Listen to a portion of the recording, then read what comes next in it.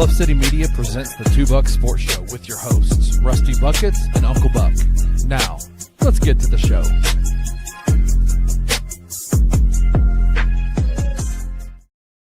What is up, everybody? Welcome to your Tuesday edition of the Two Buck Sports Show. Covered in red, painted red, maybe? I don't know. But we're matching in our red shirts. Appreciate y'all being here. I am your co-host, Rusty Buckets, coming to you actually live today on Tuesday, September the 9th, with my guy, Drew Gann, a.k.a. Uncle Buck. What's happening today, sir? Uh-oh, the mic is muted, and we're not getting a single bit of it. Sorry, I sneezed right before they put us on camera, and I forgot. But it's a pretty day here in North Mississippi. We've got one full week of NFL down now. We're 2 weeks past the start of the college football season. Got a lot of stuff to talk about. Yeah, for sure. Hey, speaking of, how did your second week of calling high school football games go? I meant to ask you that on Sunday. I know you tried to sneak in some country music lyrics where you could, so give people about it a little bit. Oh, it was fun. It was a blowout, unfortunately. So we went to Faulkner, Mississippi, and called a game against Okolona, the Chieftains, as we learned live on the show on Friday what the mascot was. And I guess they took it personally that I didn't know what their mascot was because they hit Faulkner left, right, and center. I mean, it was just a bloodbath. It could have been much worse than it was, too, which was the crazy part. When you get North Mississippi, there's difference in athletes. There's not many athletes in Faulkner. If they're gonna beat somebody, you got to have a really big senior class, like a very athletic senior class helps a lot. And this was just another level of speed. But I did have fun the second half. After the first drive of the second half in Mississippi, they start rolling the clock at 35-point margin. And so then they started running the clock. And so then I just tried to work in as many country music references as I could. I shouted out Tracy Lawrence with Time marches on. Love it. I did with my oldies with some time keeps ticking into the future. I just tried to throw in some stuff, and I actually got a few comments around town on Saturday. It's like, hey, listen, I caught on to what you were trying to do there, and I was like, thank you. Yeah, I want it to be an inside joke, but I want people to get it. The cool people. Absolutely. And the short joke was great when your colleague said that he's a little short, and you said, hey, he's 5'3". And that got me, as well as the spy joke about how they were going to figure out how to win the game. Both of those were quite clever. Yeah, there was a 5'3" running back for Okolona that was very speedy, and I just made the comment when my co-host, the play-by-play guy, called him short. And I just said, listen, short is an asset when you're being chased because short people, when being chased, go very fast. And, that's it. When we were trying to figure out how to spy the quarterback, as athletic as he is, it wasn't going to work for Faulkner. They didn't have anybody fast enough, and the only spy they could have had was if they somehow slipped a player in an Okolona jersey and walked him into the locker room at halftime. Only kind of stuff. But y'all check out Drew on the mic on Friday nights calling Tippah County sports football games around Northeast Mississippi. But today we've got a lot of football to talk about. We've got professional football. We've got college football, which we'll start with. On Tuesdays, we'll give you our bear and our bull market. And we're going to talk about what that looks like.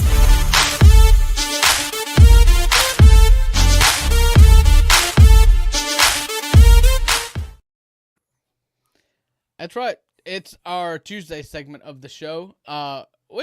Most times our first segment of the show is typically not sports related. We like to do fun stuff.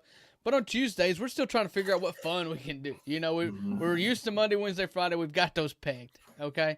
Tuesday, Thursday. So if you've got any ideas, if you got any questions you want answered, I don't know. We'll think of something creative. But we do have our Bear and Bull segment, and this is going to be college football related. I'm sure everybody is familiar with the stock market, and a bear market is something that you're ready to invest in aggressively. And all the way around. A bull market is something that you're ready to invest in aggressively, like I said. And a bear market is one you want to go hide and take a nap and not invest in. So, Exactly. So we're going to start with the good. We always start with the good on our best in beef. Well done, sir. And so we're going to start with the good, the teams that we are investing in, teams that we are high on, in our bull market. Bull markets, again, are where the stocks are rising. Investors are confident they inject more money in it. And I don't think there's going to be really any shock about who one of my bull market teams is. That's for sure. Yeah, there's no doubt at all. So just go ahead, get it out of the way. We'll just again, talk about Mississippi State 2 days in a row. Sweet. Of course. Just FYI, there's 5 days this week. Get it all in before the loss to Northern Illinois this weekend. Yeah. It's Alcorn State this weekend. Northern Illinois is next week, and that's the game that makes me nervous. But, yeah, Mississippi State, again, the path to 6-6 starts with a win over Arizona State, and that's where we got to. I'm not talking about this team is going to be a playoff contender or a contender in the SEC. Schedule's too brutal. It's too tough. We've got too many good teams on it. But it did become a lot more winnable. I think that the Florida game is not quite as daunting as it once was. The A&M game, we'll see, because we still don't know what A&M is. And that's a rivalry game for us that the road team dominates, and we always punch above our weight class there. I think Missouri is more of a toss-up game. Ole Miss always is because it's a rivalry game. But you can't get to 5 wins as you projected or 6 wins like I said if you don't win the first big game that you have. And we had our first upsetting Arizona State Saturday night in dramatic fashion, as we've already talked about. FanDuel has adjusted. Mississippi State was at 3.5 wins was the total, which I got in a FanDuel parlay on some SEC win totals. It has now moved to 4.5. It's moved up a game. Wow. But naturally, you're going to have – because you're underdogs against Arizona State. That's it. And you've got 4 winnable games to start the season now, right? Because you've won the first 2, so obviously those are winnable. Now you got Alcorn State, and then you got Northern Illinois, who's a testy little kind of mid-major-ish team. But I think we will go into the Tennessee game 4-0, exceeding expectations within the first 4 games of the year. I'm obviously bullish on the Bulldogs, and I think that we show that we're not the same old Mississippi State Saturday night. That's fair. There's no point in not being bullish on Mississippi State right now. They've played 2 games, and one of them was a massive upset. So it's too early in the season to, in my opinion, on a lot of these. When I'm thinking about Bear and Bull, it's really hard to pick one and go all in on, because you're still in the time of the season. It's like, okay, the team they beat or the team they lost to, are they legit or do they suck? Or, for instance, one of them that I was considering was Clemson on my bear market. I haven't looked at this. You may have picked them. I don't know. I did. But it's like I was really bullish on them last week after their loss to LSU, and then they struggled this week with a nobody. So maybe don't take all my points. Yeah. Okay. I'm sorry. I didn't look at it. But it's like, maybe I'm not as high on LSU as I thought, I guess is what my point was. And so it's really early in the season. And so these are very much like victims of the moment takes right now. Right. Week 7, 8, 9, these will be a bit more in depth. But right now, we're very much like a prisoner of the moment with these Bear and Bull takes. Right. And so that's why I think that's where I'll start with my first one. Prisoner of the moment. We rely way too much on preseason polls in this league. Like I said, we talked about them. We do our grease poll. I hope our grease poll is more. We only do 10, but if we did 25, I would hope that ours was more fair and judged in the moment and not based on, off-season media polls and AP polls, because Vanderbilt being unranked is criminal. It's just absolutely criminal. They finished last year at 6-6. They won in week 1 in a landslide. I don't even remember who they played. But then they go on the road at Blacksburg and win. And not just win, but they were down 10, and then they roared back and won that game decisively, convincingly. 3 scores on the road against an ACC team. There are teams in this poll, Ole Miss included, honestly, that just haven't done anything compared to what Vanderbilt has done this year. Yeah. We're high on them after the Any Given Saturday documentary, but that's a documentary. That doesn't matter. But what matters is last year they were really good. Diego Pavia is really good again. I believe in Clark Lee, and they are in the process of having a very good, possibly 6-6 season.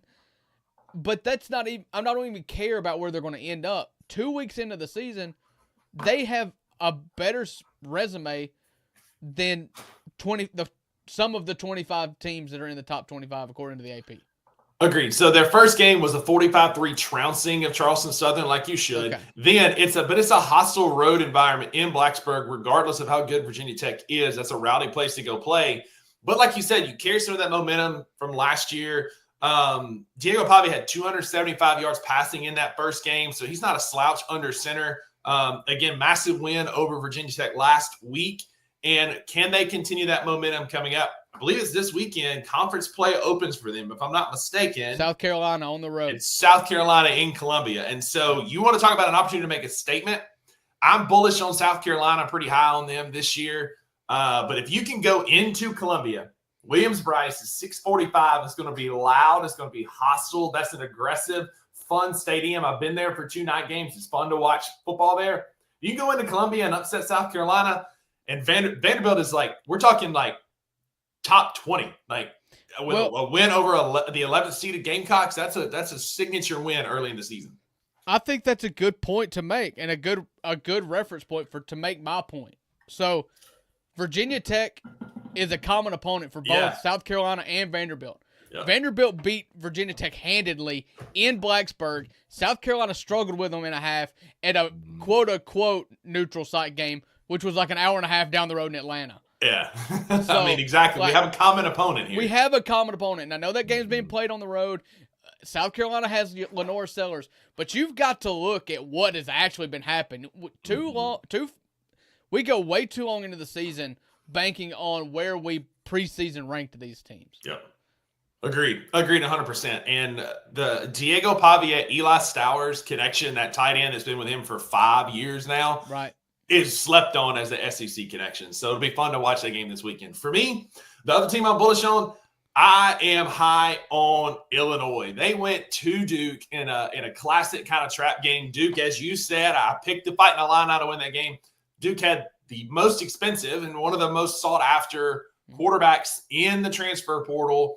And all Illinois did was go and absolutely run through their face. Luke Altmaier is completing 75% of his passes right now for 513 yards, 6 touchdowns, 0 interceptions through 2 games. Incredible system guy. He's been in Illinois his 3rd year up there. He's, again, to your point, Drew, a quarterback that comes back. He knows the system. He knows it well. Their defense is also going to be really good. And one of the reasons I'm kind of bullish on them, Drew, is because of their schedule. We talked about it a bit yesterday in yesterday's show that we recorded on Sunday night. But if you look at their schedule, they've got Western Michigan this weekend. They've already played Duke. They've got Indiana next week, the 22nd ranked Hoosiers. Then they don't play another ranked team again until they play Ohio State in 6 weeks. The rest of their schedule is very manageable. You got USC at home. You don't have to make that long trek. Your longest road trip being Washington after the Ohio State game. But you've got, and then you play at Wisconsin. Otherwise, you've got your Big Ten opponents at home. It's a very favorable schedule. I like Luke Altmaier and what he's done so far. Their defense is going to be elite. And with that schedule, you get an upset. I think they'll beat Indiana. But wilder things have happened. You get an upset against Ohio State, and you're talking a top 5, top 3 team in the country. That Indiana game is next weekend, not this coming weekend. No, they play. They're like a line. Yeah. No, on FanDuel, they're a 30-point favorite over Western Michigan this weekend. I'll look while you talk. I don't think they have lines out. No, there's not going to be a line that early. Yeah. Listen, I believed in Duke. Well, I mean, I picked Duke. I'm not going to say I believed in them. Darian Mensah, being an $8 million quarterback, signed a 2-year contract, $8 million. I believed in them. The game was at home. But what happened was they turned the ball over 5 times to Illinois' 0. And so that game got squirrely. It was at the half 14-13, and the game ended 45-19. So I mean, it got away. I have no problem being bullish on Illinois because this is a race to 10 wins. There's no reason why, if the winner of Illinois and Indiana, that team will have 10 wins. I do believe that. So in a soft Big Ten. Agreed. That game's going to be fun, and I think the winner of that one with soft schedules has a chance to have 10 wins, possibly 11. If you both of them play. Indiana doesn't, but Illinois plays Ohio State, and if your one loss is Ohio State, you're still a top 7 team and a playoff at-large team at worst. Right. So my last team that I am bullish on is Missouri. So I was late. I'm going to take this all the way back to week number 1 here, but I was late to the party on Missouri because I talked so long about Bo Pribula and how much I loved him. In week, I didn't even realize this was an indictment on me. Honestly, did not even realize he didn't even start the game. Like he was not named the starter of that team. Yeah. That Zollers fella who got hurt, and that he's still on crutches in a boot. Don't know if he'll come back, but he doesn't deserve to come back. Bo Pribula is dynamic. That game at home against Kansas was one of the best games of the weekend. The border war was electric. There was vitriol all in the air. I don't know if you saw the student that came on to kick the field goal for 25K. I love college football rivalry games because of that. Sign him up to the WWE right now to paint your chest with explicit words and then take your shirt off and then turn around and kick the ball at Kansas's bench was just the perfect encapsulation of college football. I think Missouri's really good. They're still running the ball. They got a transfer from ULM running back who was one of the most sought-after running back transfers in the market this year. They got Bo Pribula from Penn State, who is dynamic, as good of a runner as you will find in college football at the quarterback position this year. I'm a believer. I think that it's time for fans and fans of college football just to more or less put Missouri in pen in the top 6 programs in the SEC right now because they do so well at putting the team together in alternate ways. They just solid. Honestly, really Drew, like if you look, and they opened this weekend on FanDuel Sportsbook as a 27.5-point home favorite over Louisiana. They've crept into the top 25 as the 25th ranked team. But Drew, there's a case that they could be one of the top 3 programs in the SEC over the last 10 years because they have more 11-win seasons than everybody not named Alabama and Georgia.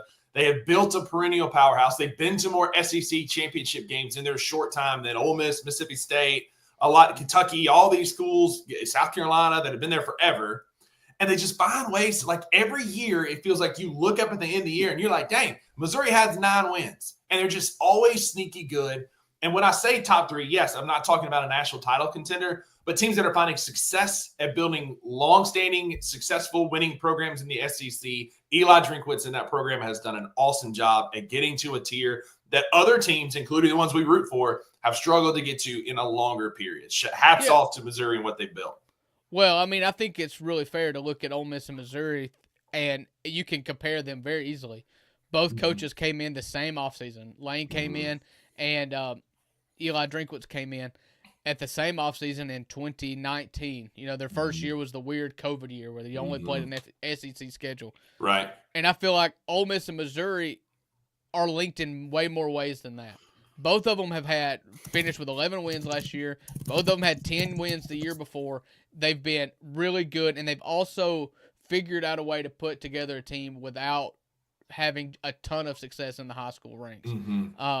Lane Kiffin and Eli Drinkwitz have both done a really good job of using NIL quickly and efficiently to put together really good, steady top half of the SEC teams. And I wouldn't put Missouri in the top 3 because there's 3 teams that have won national championships in the last 10 That's years. probably fair. LSU is kind of that fringe one that I think Missouri is catching. But they've got a natty. They do have national championships that Missouri doesn't have. And what's been most impressive about Eli Drinkwitz, too, before we move on to our bear market, is, you know, he followed Barry Odom, who was 500, didn't have the best tenure there in Missouri, but he's not that far removed from Gary Pinkel, who was the coach of the year, kind of brought them into, you know, they had Larry Smith back in the day who won National Coach of the Year. Gary Pinkel won that as well, as he kind of brought Missouri back into the forefront of everybody's minds and helped with that, you know, transition towards SEC, joining the SEC.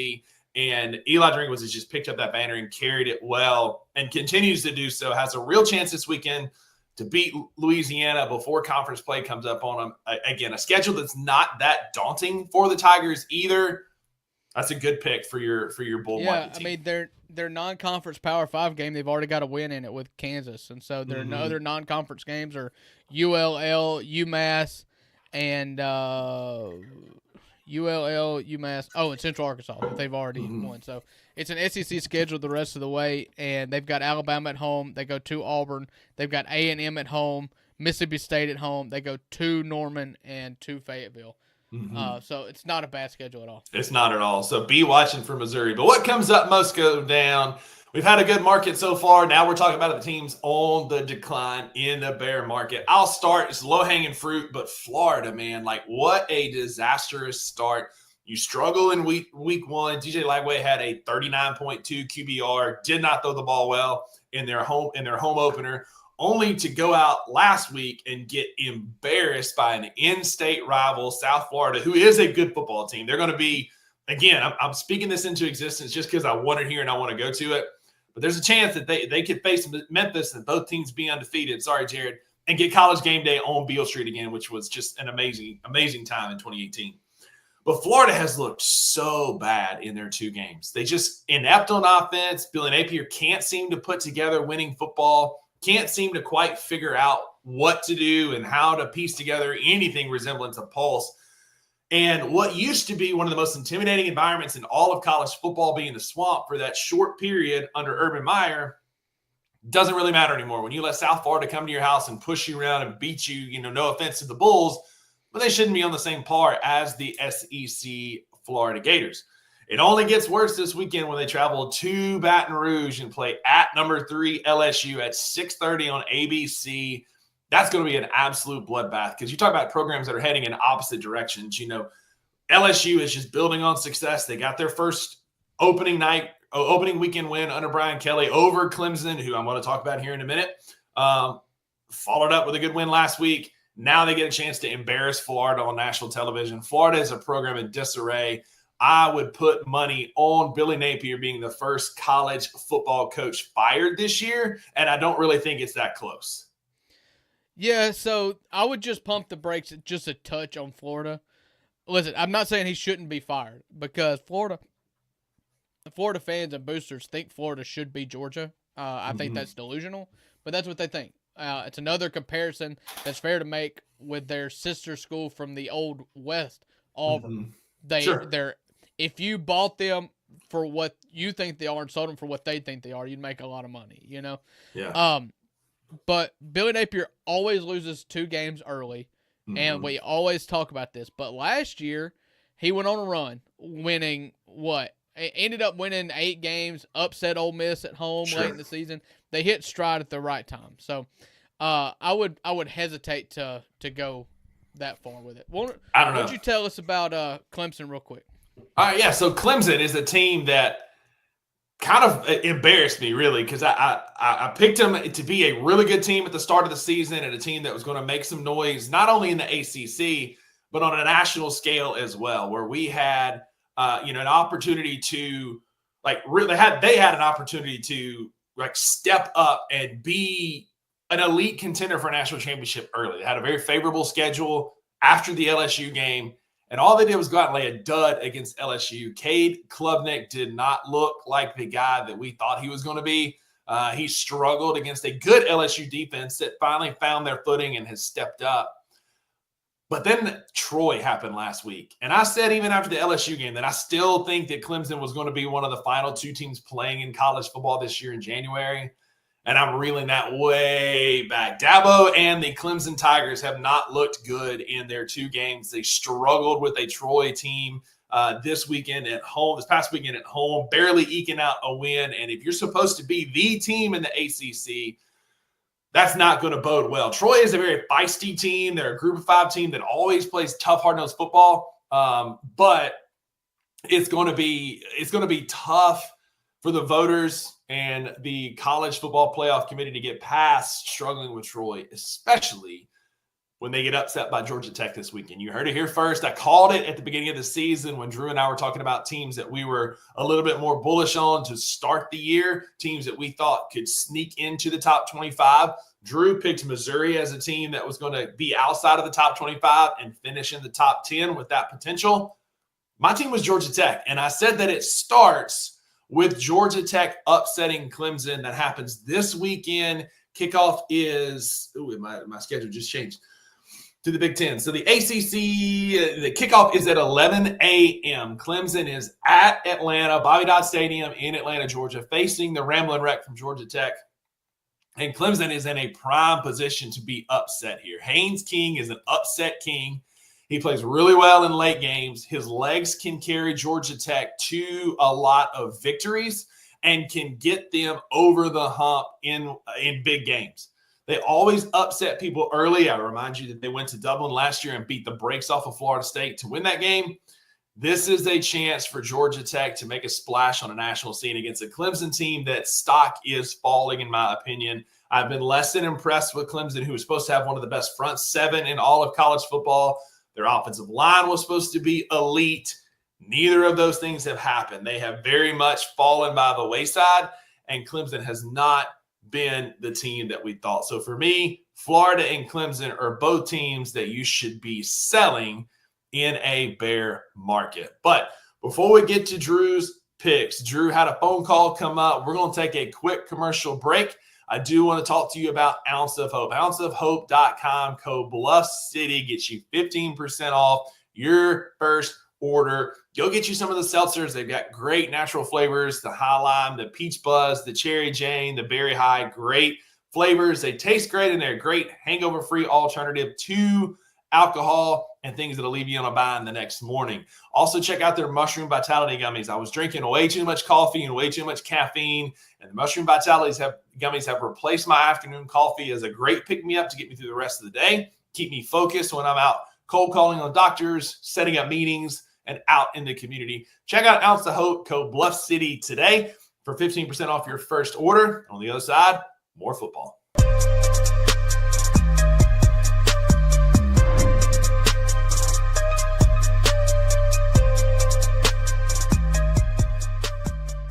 Temperature check. How are we feeling 2 weeks in? 2 wins, 2 covers. And what I've grown accustomed to in Ryan's tenure is it never quite looks exactly how you want it to against inferior competition. But listen, that's okay. Run game is everything it was cracked up to be. 100%. Offensive line, very good. Running backs, very good. Brendan Lewis with his legs, great. Defensively, front seven stacks up with anybody in this conference not named South Florida. And I have no issue with the way they look through 2 weeks. No. It may not be perfect. I think all in all, when you sort of take that 35,000-foot view, 2-0, 2 covers, can't apologize. Nothing to feel overly negative about. Tune in to On the Bluff with Christian Fowler and Gabe Kuhn every Tuesday at 10 a.m. on the Bluff City Media YouTube channel.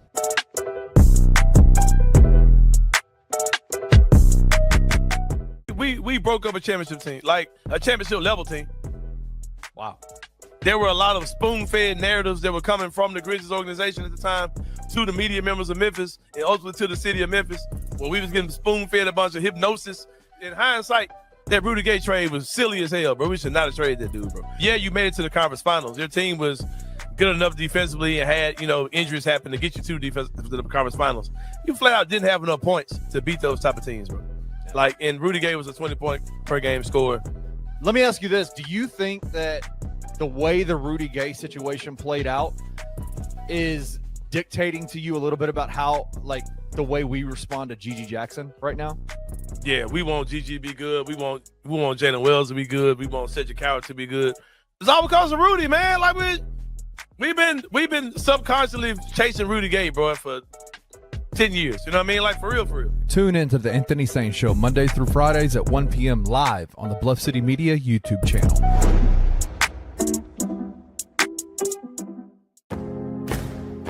Looking for an alternative to alcohol or conventional medicine? Check out Ounce of Hope, a Memphis-based dispensary with 2 local stores in the Sanderland Center and on South Cooper Street. You can get all the products you need in a location convenient to you. Each store offers an intentional shopping experience with dedicated bud tenders to answer all of your questions, from product selection and mushroom blends to our personal favorite, the Delta 9 seltzers. You gotta try the Peach Buzz. Try Ounce of Hope at either one of their 2 Memphis stores or at www.ounceofhope.com for convenient products shipped right to your door. Use the promo code BluffCity for 15% off any order, excluding sale items. Cannot be used in conjunction with other promotions or discounts. One use per customer.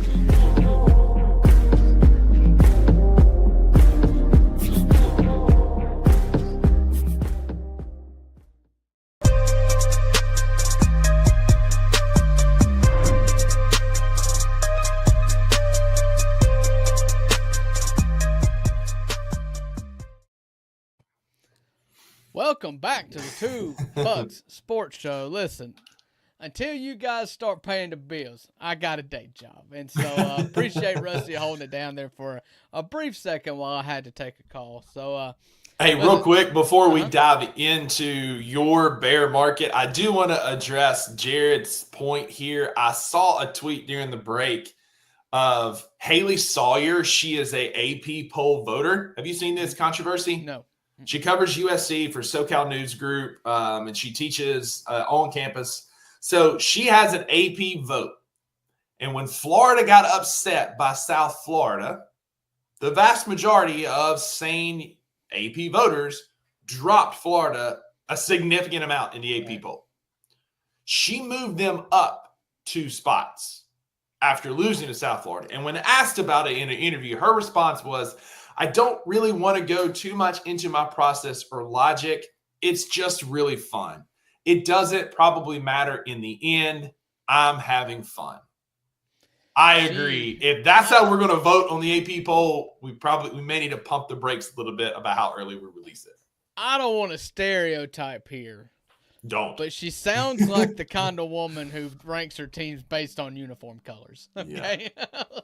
That's how she picks her March Madness bracket as well. But we're going to leave that completely alone. Listen, the further we get away from the BCS era, the more I kind of think like maybe math and computers and probabilities should play more of a role into a committee of 80-year-old men. Okay. Yeah, numbers don't lie. And former secretaries of state. Yeah, like, agreed.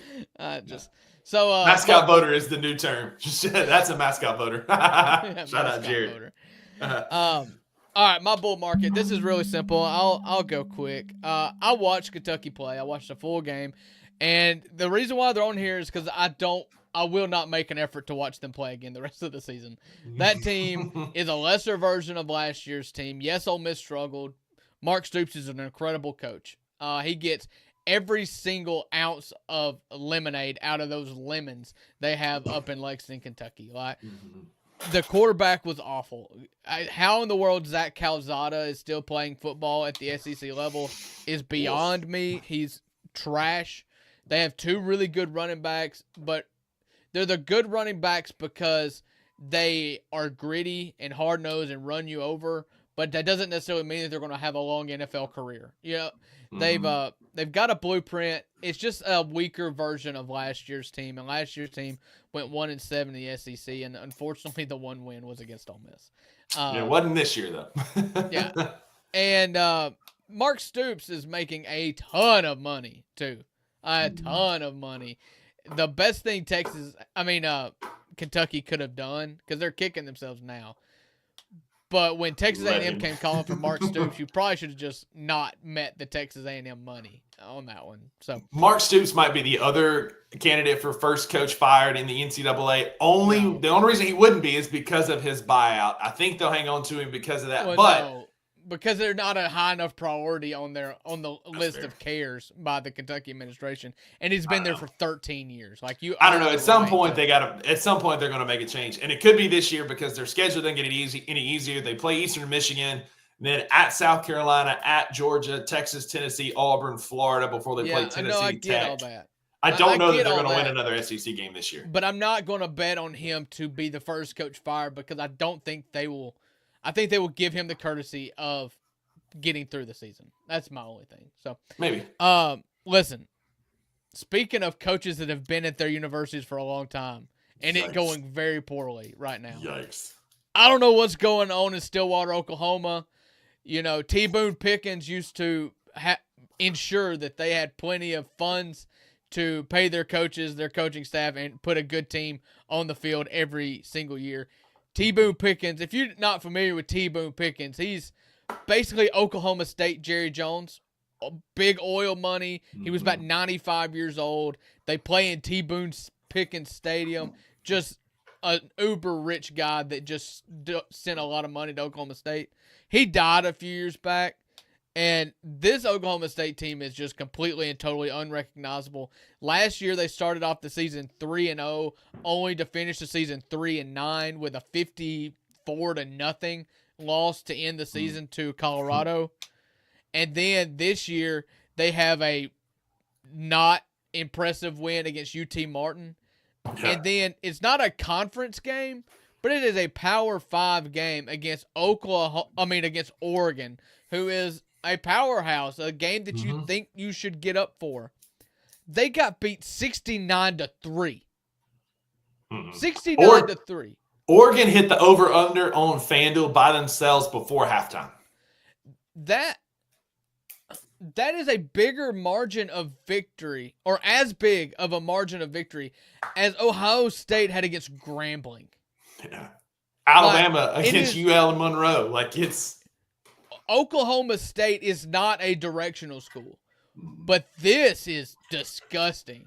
Mike Gundy, I don't know what you're going to do. He was obviously friends with T. Boone Pickens, athletic department. You know, he's been there for 20 years probably. Yeah.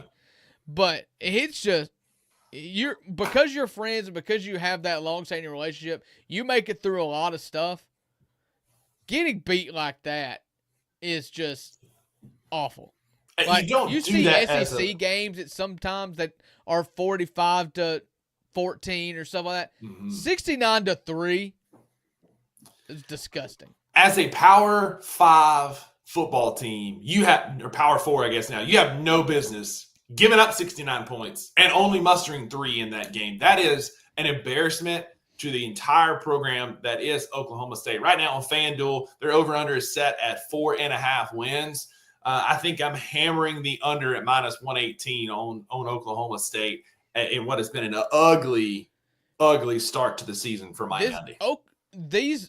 My two picks for the bear market are teams that should be extremely happy that we do not relegate in college football. Because Absolutely. Oklahoma State should just – they finished last season, lost to Utah at home, lost to Kansas State on the road by 22, lost to West Virginia by 24, lost to BYU, lost to Baylor, lost to Arizona State by 21, lost to TCU by 25, lost to Texas Tech by 18 or by 8, and lost to Colorado by 52. And then they go and lose 69-3. And one of the things that we did not mention, and somehow it has flew under our radar here on the 2 Buck Sports Show, live on your lunch break, 11 a.m. Monday through Friday on Blessed Media's YouTube channel, is that same, you said they lost to West Virginia by how much last year? Like 20-something? Last season it was by 24 points at home. 24 points. The same West Virginia Mountaineers who lost this past weekend to Ohio. 17-10. Like that ain't great, Mike Gundy. You're going to have to do better if you want to get off the bear market segment here. And what do they call the West Virginia Pitt game every year? It's a named rivalry, the backyard brawl or backyard brawl. That's what it is. Yeah, they played this week. Brawl. And hey, speaking of, can I mention this real quick? I'm excited about this. Ole Miss announced a new home opponent in the Power 5 that's going to basically take the place of the USC. This year they picked up Washington State because USC bailed, and now they signed a home with Pitt. And so next year, opening weekend, Ole Miss hosts Pitt. I think that's a lot of fun. Pat Narduzzi coming to Oxford, that's a fun game week 1. That is a fun game. Then you'll go to Pitt in 28. Is that what it is? Yeah, 2028? Probably Something like that. Great opening weekend matchup. Two teams that should be fun.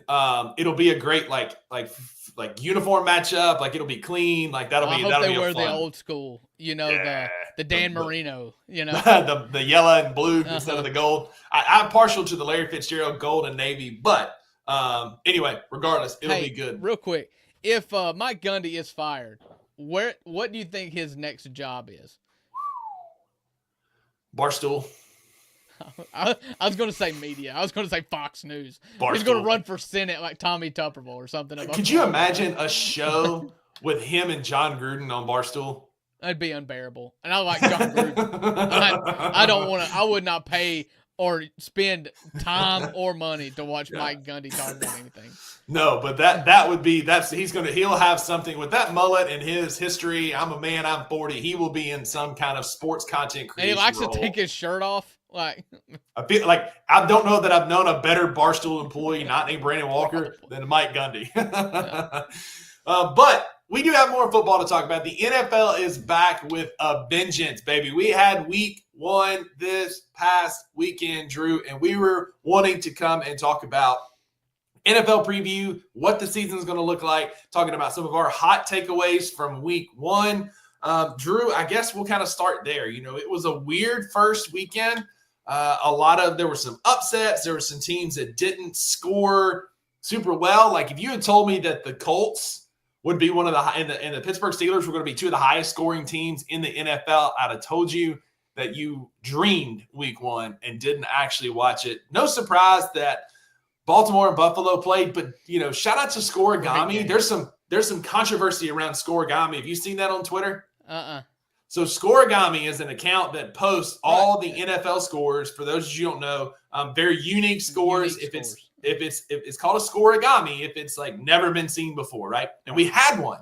In all the years of the NFL, there has never been a 41-40 final score, and it happened Sunday night. For the last 5 years or better, Scoregami has posted every time the NFL has played, every game, and he didn't post that one. He never posted, and it was a Scoregami. It was the first time it's ever happened. Something's wrong with the algorithm because that is I think that's a generated Twitter account.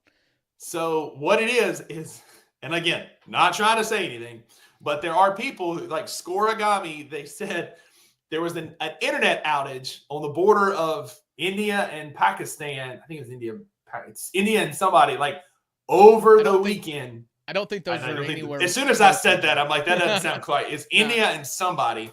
And so there are people that are saying that's why they didn't post, because it is a bot-generated account in that area. I'll find it here in a minute. But regardless, we had a Scoregami Sunday night 41-40, which was kind of wild to me. But Drew, it was an epic kickoff to the NFL season. All right. I'm wrong. I'm dead wrong. Yes, Pakistan shares a very long border with India. I was sitting here thinking, because I've seen the video, they've been at war for a while. Yeah. So, anyways, yeah, I've always thought that was one of those, not a bot account, but you can automate these accounts to do certain stuff. So, like, have you ever seen the automated Twitter account that is, I shouldn't even brought this up now. It's F every word. No. Where it just puts the F word and then it's the next word in the dictionary. every day is just the next word in the dictionary. That's pretty funny. About the NFL, I think that I was surprised that my favorite game to watch was the Jets and Steelers. Justin Fields was incredible. They basically swapped quarterbacks last offseason. With Justin Fields now quarterbacking the Jets and Aaron Rodgers quarterbacking the Steelers. Both quarterbacks looked really good, which if I would have put my money on anything, I would have said both quarterbacks would have been bad. I did pick up Justin Fields. I drafted Justin Fields in 2 of my 4 leagues as my backup quarterback, but that's not because I think he's a good quarterback as much as he is a good runner, a good athlete. He was absolutely incredible in that game. The Jets lose it late, right? Steelers pull out that win. Yeah. And then how do we rewrite the Daniel Jones story if he turns out to be really good in Indianapolis? Because I said on this show, like, for some reason, I always just kind of think that he's underachieved and he's not as bad as we thought he was. And we're not far from seeing the resurrection of former number 2 pick we all thought was trash, Sam Darnold, lead the Minnesota Vikings to 14 wins last year. So there's something about getting out of New York, man, like for sure. Yeah. And Indiana Jones, as they're trying to call him, looked so good, just dicing up what is a bad Miami secondary, but like still, he looked the part. So some stat leaders from the weekend. Tell me if any of these catch you by surprise. The rushing leader, obviously. Say again. I said most of them will probably catch me by surprise. The leading rusher, obviously, Derrick Henry, who Drew. I asked Luke this question. I want to ask you the same question. Derrick Henry, at this point in his career, like he is in that pantheon of running backs, right? Like where you talk like the Barry Sanders, the Emmitt Smiths, the Earl Campbells. Like I'm talking about like an all-time, because he's not slowing down. He had 169 yards in what's probably going to be the best NFL game of the entire season, definitely of week 1. And just a classic, like So he led the NFL, followed by Travis Etienne from Jacksonville with 143 yards rushing for the Jacksonville Jaguars in their win over the Carolina Panthers. Your leading receiver on the weekend was Jackson Smith Njigba. Oh, sorry. Oh no, was Jackson Smith Njigba. Njigba. Yeah, I was going to just guess Quentin Johnson, but you're talking about just yardage, right? Just about yardage, yeah, just yardage. Your leading passer at 394 yards was Josh Allen. Yeah, absolutely. Diced up a good Ravens secondary. But like, it feels like some of it's business as usual, but then you got guys, like you said, Aaron Rodgers, 244. Geno Smith, 362 yards for the Las Vegas Raiders, who also made history, by the way. I thought this was interesting. Pete Carroll made NFL history in week 1 by becoming the oldest head coach to coach in a game. So he's 74. He'll be 75 next week. He's also the oldest to ever win a game, at now being 1-0. And he's the first NFL coach to win his debut game with 4 different teams. The Jets in 1994, the Patriots in 1997, the Seahawks in 2010, and now the Raiders in 2025. Wow. Pete Carroll is an underappreciated coach, I believe. Mm-hmm. I think everybody will remember him as the Seahawks, the Legion of Boom, 12th man kind of almost dynasty that they could have had here. We throwing the ball instead of running with Marshawn Lynch. Yeah, that mistake, not handing the ball to beast mode right there, changed the way we saw that, and that we could have seen that as a dynasty because that would have been a back-to-back Super Bowl win there for the Seahawks. But he is an all-time coach. Like, he's good, and he's the kind of guy I like. Like, he's just fun. But so the Saints are still terrible. Spencer Rattler didn't look terrible, but they're going to be garbage. They tried to win it late. I'm glad they didn't. Let's talk about the Bills and Ravens. I know that's like, and then we'll talk about the Bears and Vikings too. But like Josh Allen, just to be some like quarterback from Wyoming, like just elite skills, elite decision making, elite girlfriend who doesn't steal, or fiance, wife now, whatever, who doesn't steal the spotlight at all. She's just in the booth. She's cheering for Josh. She's not trying to steal the spotlight like other. You're making this a Taylor Swift thing, aren't you? I am. As if she is the one saying, "Put the camera on me, NFL." Like, shut up. She might be. She might. Haley Seinfeld is the better, but it's not because of it. Okay. But like an epic comeback because the Ravens were beating them to sleep. It was 40-25 in the fourth quarter. Derrick Henry, you got to hold on to the football, brother. He never fumbles, and he fumbled at the most inopportune time. Buffalo took advantage, down 40-25 in the fourth quarter. He threw for 3 fourth-quarter touchdowns, and then he rushed for 2 more, breaking the franchise rushing touchdown record. And they won the game with a late field goal with a field goal kicker who was a high school English teacher last week. Oh, I don't know what he was doing. He's been kicking the NFL for 2 decades, though. He was teaching something in high school, and I'll look it up. But Matt Prater was Josh Allen made a point to say, like, leading up to the week, he came up to me and was like showing him videos of his son, who's like the middle school quarterback, and trying to get pointers from Josh. But Matt Prater, the biggest leg in NFL history, has more 50-yard field goals than any other kicker in the history of the NFL, I believe. Like Jared says in the comments, Denver legend. I think of him as a Lion as well. He played for the Lions for a little bit. For a long time. But he was clutch. Josh Allen was amazing. He capitalized on it. Listen, it's hard for me not to root for anybody other than the Bills to win a Super Bowl this year. Like, I think I'm all in. I want to see the folks of Buffalo finally bust through and get one. I want to see Josh Allen get one. He's just so much fun, and there's something relatable, despite the fact that he is an MVP quarterback married to a supermodel actress. Like, there's still something when I look at Josh Allen, just be like, I could have a drink with Josh Allen. Like, one of us. Listen to his golf course interviews, watching him play golf. He's an elite golfer as well. But the Bustin' with the Boys episode, like, he is just truly an elite personality. So funny, self-deprecating. I quote him all the time. Like, when I do something, like lift something real heavy, or like hit a softball, like home run, whatever. I'm always like, from his pro day, like his pro day interview, he asked you how far he could throw the ball. I mean, and he threw it forever. And he was like, yep, put both cheeks into that one. And like, epic one-liner. Anytime I do something, like, yep, put both cheeks into that one. let's talk fantasy leaders for a minute. It is waiver day, and if we want to use today to recap the Bluff City Media That's members fine. only league. Listen, I don't have anything to brag about in that league either. But fantasy football leaders, to no surprise, Josh Allen. This is standard 4-point quarterback scoring. Josh Allen 1, Justin Fields 2, Daniel Jones 3, Lamar 4.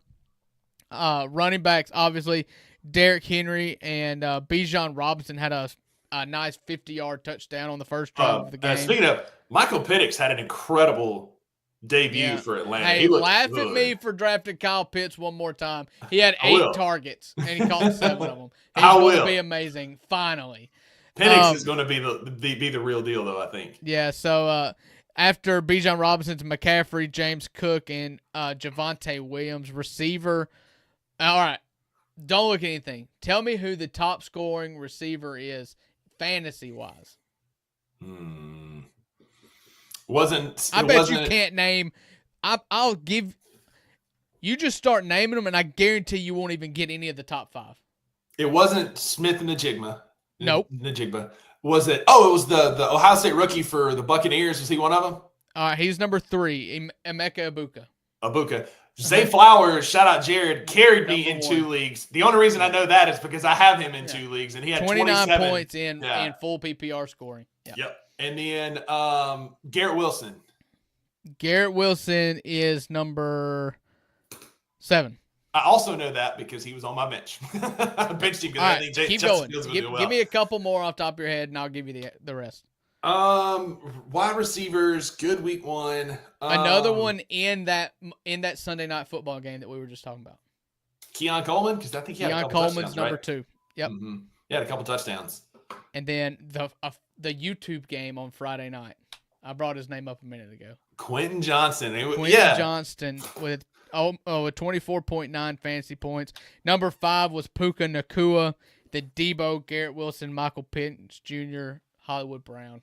Have you seen the meme of Puka Nakua where he had his helmet knocked around, he had one eye covered, he was bleeding, and it was like, tonight's the night I fall for you, like the ultimate like emo, because like his hair was covering one eye, and like it was very like an emo photo. Anyway, I thought that was pretty funny.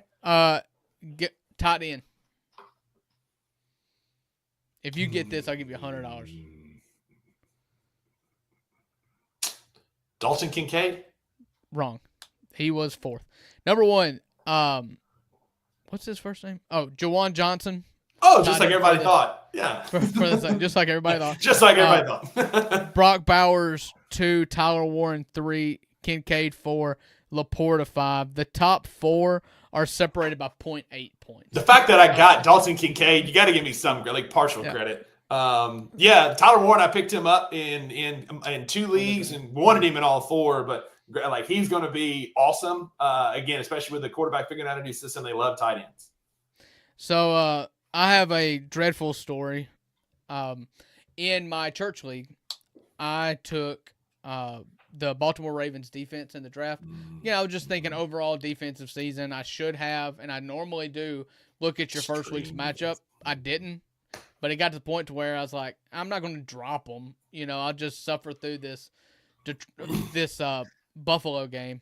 I went into the game with a 3-point lead. I ended up losing by 10. I mean, no, a 3-point deficit. I needed 3 points. I ended up losing by 10 because Baltimore got -7. Got diced by Josh Allen. Yeah. But speaking of that, Drew, we're going to close out our NFL talk with some division and Super Bowl odds as we look ahead for the NFL season. Your odds-on favorite for each division here at FanDuel, you've got in the NFC to start, Eagles, Packers, Buccaneers, all minus odds to win their division. The 49ers at +140, followed by the Rams on FanDuel at +180.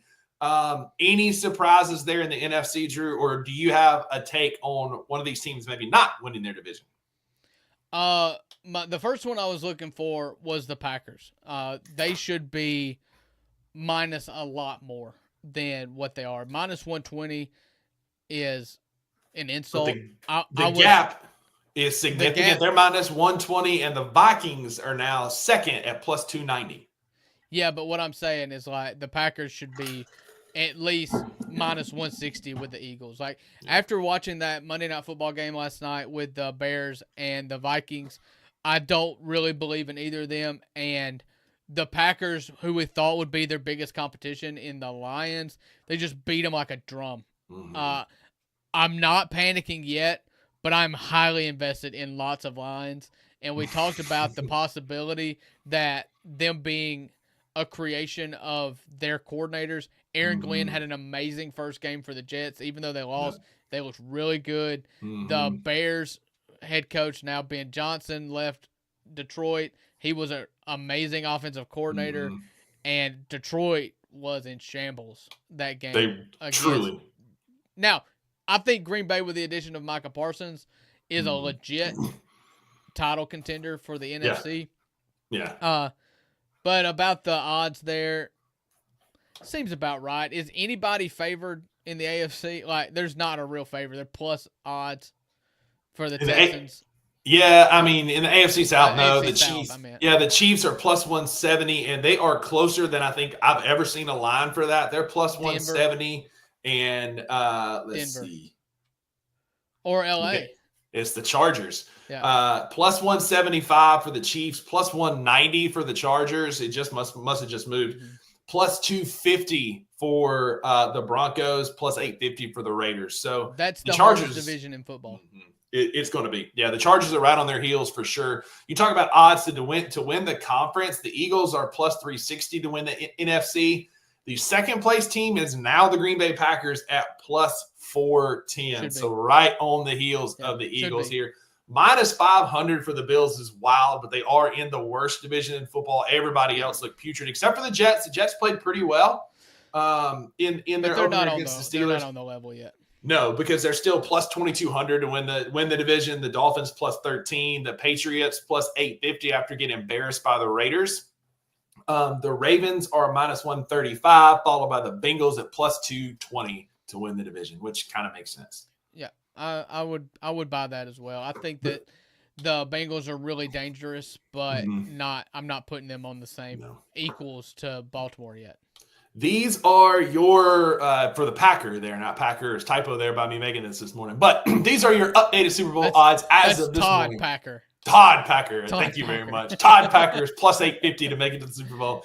These are your updated FanDuel odds as of this morning. The Bills are plus 650 to make it to the Super Bowl. The Eagles are plus 700, followed by the Ravens plus 750, plus 850 for one Todd Packer, 1,000 for the Chiefs, and plus 1,900 for the Lions, who are still one of the Super Bowl favorites, even after an embarrassing week one. Yeah, I would put some money on the Packers right there, plus 850. Absolutely. Jordan Love, they shouldn't be behind the Eagles, in my opinion. Yeah, if Jordan Love can continue to stay healthy and continue to progress, they added a few weapons for him. Josh Jacobs is a great stabilizing running back for them. And then Micah Parsons is only going to make that defense, which was a good unit last year, even better. I mean, rocking the number one. He had a sack in garbage time, but still got to figure out the defensive schemes there. The Packers quickly have become one of the most dangerous teams in football by adding that elite pass rusher in Micah Parsons. So, the Packers, what they did so well is they had 1, 2, 3, 4, 5, 6, 7. They had 9. Oh, good grief! 9 folks that's caught a pass for them last week. Yeah. Like it was wild and very evenly split. It makes you scared for fantasy, but listen, it's good for like just winning football games. Yeah, if you've got Jordan Love, it's good for fantasy. Going to see who emerges as that elite top target for him. I have Matthew Golden, the rookie out of Texas, in a couple of leagues. What was his final line? Do you have that in front of me? So he only finished with 3.6 fantasy points. He had 2 targets, 2 receptions for 16 yards. Yeah, I picked him up. He's a rookie. It's going to be it's a slow burn there to see what kind of comes out of that. But after week one, I think we're set up for a wild weekend. I think the NFC and the AFC are as wide open as they have been in a long time. You've got the top 2 in the AFC. I think it's going to come down to Buffalo or Baltimore, but there's always that one team that kind of comes out of nowhere. Drew, putting you on the spot, if you had to pick a team in the AFC, not Baltimore or Buffalo, who are you going to go with right now? Well, I've been saying the Bengals for so long because I believe in Joe Burrow, but after week 1 and watching the beatdown that the Chargers put on the Chiefs, I'll take the Chargers. Yeah, I mean, the Chargers. Yeah. Listen, the thing with Justin Herbert is he's like, if he was as good as everybody thought he was going to be, he's a Hall of Famer, but he just hasn't done it yet. Yeah. Like, talking about, supermodel girlfriends, like, hey, he's dating Madison Beer. He's got the beautiful hair. He's living in Southern California. He's got a lot of toys to play with. Like, maybe he's finally got the right system, right? Maybe he's finally got the right system around him. You got a Marion Hampton who's got a chance to be really good. They got Quentin Johnson, who I took his rookie year in fantasy, and he was awful. Finally coming around and getting a ton of targets. Got Keenan Allen back. Like, the Chargers are a fun pick out of the AFC to watch for sure. Jared's clamoring. You got him sweating, palms sweating, talking about Denver. Like, their defense is great. Bo Nix is good. Didn't look that great against the Titans, and the Titans are not that good. We'll see as the season kind of progresses, but it's hard for me to bet on a sophomore quarterback when you've got guys with experience in the AFC. That's kind of where I land with them too. And screws John Payton. That's exactly. With that, we're going to end the show on this Tuesday. Thanks for tuning in live on your lunch break at 11 a.m. We're here Monday through Friday on Bluff City Media's YouTube channel, on my X page, Bluff City Media, BCM Grizzlies. If y'all are there, come hang out in the YouTube comments. As y'all can see, they're popping off. People love to talk and give us crap and grief and flack in the comments. Y'all come join them. Tell us when we're wrong, which never happens. But tell us when we're right, which you'll wear out your keyboard if you're doing that. But thanks for hanging out with us. We're right at least half of the time, and that's because I spend half the time talking while you're quiet. Yeah, I knew that was coming. Well done. But that's going to do it for our show today. We'll be back here tomorrow at 11 a.m. with Real versus Counterfeit, our second installment of the Greased Poll, and you never know what else kind of buffoonery we're going to get into. Thanks for hanging out with us. Go be a friend to somebody who needs a friend. And Drew, tell them why there are no refunds for what you heard today. That's right, because with the $2, you always get what you pay for, and that is 100% accuracy from me, 50% accuracy from the show. Thank you for listening to the $2 Sports Show. If you enjoyed this episode, leave a rating and a review wherever you download your podcasts. Also, like and subscribe to Bluff City Media's YouTube page. We'll see you back here next time.